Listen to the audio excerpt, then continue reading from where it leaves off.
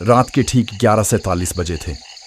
पूरा गांव गहरी नींद में था, लेकिन गांव से कुछ किलोमीटर दूर मौजूद कमला का जंगल आज भी जाग रहा था।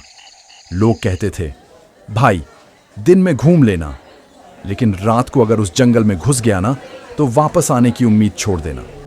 किसी को नहीं पता था कि ये बातें सच थीं या सिर्फ डराने के लिए बनाई गई कहानियां। इसी अफवाह की सच्चाई पता करने निकला था आरव।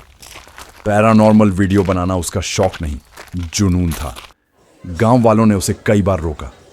एक बुजुर्ग तो जाते जाते बस इतना बोल गया, बेटा अगर कोई पीछे से नाम लेकर बुलाए ना तो भूल कर भी पलट मत जाना। आरव हल्का सा मुस्कुराया और बोला, अरे काका इतना भी क्या डरना, देखता हूं आखिर है कौन वहां। लेकिन उसे बिल्कुल अंदाजा नहीं था कि अगले कुछ मिनट उसकी पूरी जिंदगी बदल देंगे। जैसे ही उसने जंगल के अंदर पहला कदम रखा, एक बर्फ जैसी ठंडी हवा उसके शरीर से टकराई। चारों तरफ इतना घना अंधेरा था कि टॉर्च की रोशनी भी मुश्किल से कुछ मीटर आगे जा रही थी। चलते चलते अचानक उसे महसूस हुआ कि उसके पीछे भी कोई सूखे पत्तों पर चल रहा है।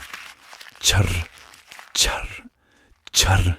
आरव तुरंत पलटा, लेकिन पीछे कोई नहीं था। उसने खुद से कहा, शायद मेरा ही वहम होगा, और आगे बढ़ गया। बस कुछ ही कदम चला था कि उसका कैमरा बिना छुए अपने आप चालू हो गया। उसने स्क्रीन की तरफ देखा और उसके पैरों तले जमीन खिसक गई। रिकॉर्डिंग में उसके ठीक पीछे एक सफेद धुंध जैसी इंसानी आकृति खड़ी थी। घबराकर उसने तुरंत पीछे टॉर्च घुमाई, लेकिन वहां कोई नहीं था। जब उसने दोबारा कैमरे की स्क्रीन देखी तो वो आकृति भी गायब हो चुकी थी। करीब 10 मिनट बाद उसे जंगल के बीचों बीच एक टूटा हुआ पुराना मंदिर दिखाई दिया। मंदिर के बाहर बुझी हुई अगरबत्तियों की राख और पुराने दियों के निशान पड़े थे।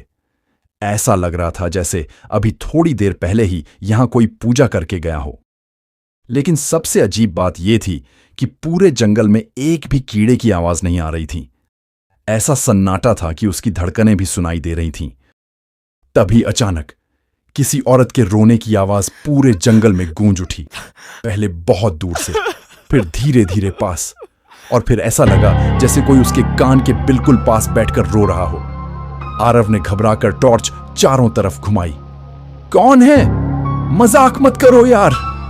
लेकिन जवाब में रोने की आवाज अचानक एक डरावनी हंसी में बदल गई। ऐसी हंसी जिसे सुनकर किसी के भी रोंगटे खड़े हो जाएं। आरव अब वहां से निकलना चाहता था। तभी उसकी नजर मंदिर की दीवार पर लाल रंग से लिखे एक वाक्य पर पड़ी। पीछे मत देखना। उसने गहरी सांस ली और खुद से कहा, बस पीछे नहीं देखना है। लेकिन अगले ही पल उसके पीछे से किसी ने बेहद धीमी आवाज में उसका नाम लिया, आरव। उसकी रीढ़ में जैसे बर्फ उतर गई। उसने हिम्मत जुटाई और धीरे धीरे पीछे मुड़ा। टॉर्च की रोशनी में एक बूढ़ी औरत खड़ी थी। उसके लंबे बिखरे बाल जमीन तक लटक रहे थे। चेहरा नीचे झुका हुआ था। फिर बिना शरीर हिलाए उसकी गर्दन धीरे धीरे पूरी 180 डिग्री घूम गई। अब उसका चेहरा सीधे आरव की तरफ था, लेकिन उसके चेहरे पर आंखें नहीं थीं, सिर्फ एक बेहद चौड़ी डरावनी मुस्कान। और अगले ही सेकंड वो औरत पलक झपकते ही आरव की तरफ दौड़ पड़ी। टॉर्च बुझ गई। पूरा जंगल अंधेरे में डूब गया और सिर्फ एक जोरदार चीख सुनाई दी।